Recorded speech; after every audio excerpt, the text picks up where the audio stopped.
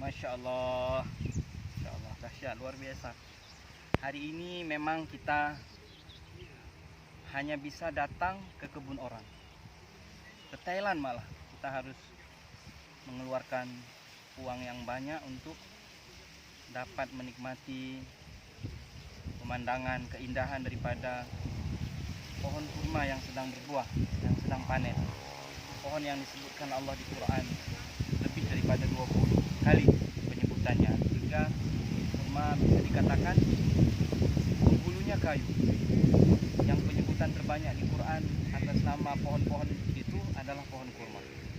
Pohon yang dijanjikan keberkahan oleh Rasulullah, yang dianjurkan untuk kita tanam, sehingga ada hadis yang mengatakan andai kiamat terjadi esok hari dan kita masih memegang satu butir daripada biji kurma, maka kita diminta untuk menanam sebelum kita bangkit daripada tempat ini.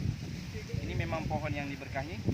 Sebenarnya menjadi soal hari ini kita mau nggak untuk bergerak di Aceh, atau kita terus menikmati hasil karya orang. Kita tidak pernah bergerak.